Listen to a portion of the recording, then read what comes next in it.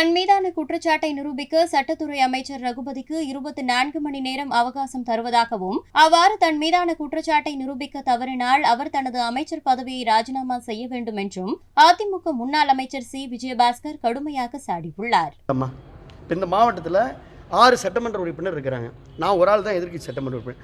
அப்போ எதிர்க்கட்சி சட்டமன்ற உறுப்பினர் என்ற முறையில் இந்த மாவட்டத்தோட பிரச்சனையை நான் ஓங்கி குரல் கொடுக்கணும். அதான் என் கடமை. அதுக்கு தான் எனக்கு மக்கள் நான் 1800 ஓட்டில் ஜெயிக்கல. சட்டத்துறை அமைச்சர் மாதிரி 24,000 25,000 வாக்குகள் வித்தியாசத்தில் நான் ஜெயிச்சிருக்கிறேன். அப்போ எனக்கு இந்த மக்களுக்காக நான் ஓங்கி ஒழிக்கணும். இப்போ மாவட்டத்தில் நான் தண்ணி பிரச்சனைன்னு சொன்னேன். நான் இப்போ பத்திரிக்கையாளர் உங்களை பார்த்து கேட்குறேன். இப்போ நீங்களாம் புதுக்கோட்டையில் தானே இருக்கிறீங்க. டெய்லி தண்ணி வருதா? வரல. எத்தனை நாளைக்கு ஒருத்தர் வருது? 15 நாளைக்கு. இப்போ நீங்களே சொல்கிறீங்க புதுக்கோட்டையில் 15 நாளைக்கு ஒருத்தர் தான் தண்ணி வருது. அப்போ நான் என்ன சொன்னேன்?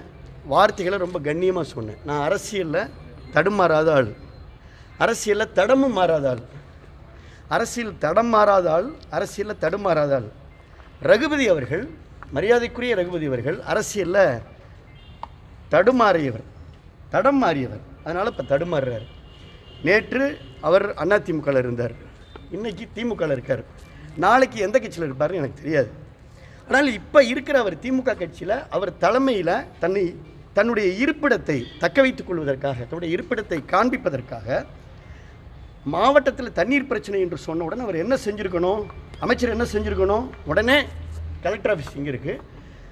அமைச்சர் உடனே மாவட்ட கலெக்டர் ஆஃபீஸ்க்கு போயிட்டு நம்ம எல்லா அதிகாரிகளையும் கூப்பிட்டு, குறிப்பாக டுவாட் டிபார்ட்மெண்ட் குடிநீர் வடிகால் அதிகாரிகளை கூப்பிட்டு, உள்ளாட்சித்துறை அதிகாரிகள்லாம் கூப்பிட்டு, இது மாதிரி ஒரு எதிர்க்கட்சி சட்டமன்ற உறுப்பினர் பேசுகிறாரு. இப்போ உண்மையிலே இங்கே தண்ணி பிரச்சனை இருக்கா?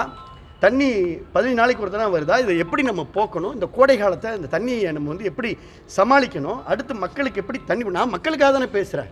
இந்த புதுக்கோட்டை மாவட்ட மக்களுக்காக தான் நான் குரல் கொடுத்தேன். அப்போ இந்த தண்ணி பிரச்சனையை பேசினா அதை திசை திருப்பதற்காக யார் மடை மாற்றினால் நான் தண்ணியை திசை திருப்புவதற்காக இந்த மாவட்டத்தில் தண்ணீர் பிரச்சனை கடுமையாக இருக்கிறது.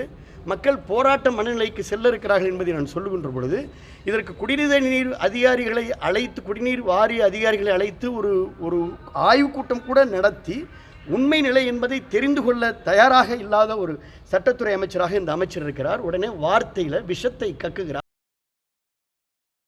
செய்திகளை உள்ளது உள்ளபடி தெரிந்து கொள்ள ரெஃப்ளெக்ட் நியூஸை சப்ஸ்கிரைப் பண்ணுங்க.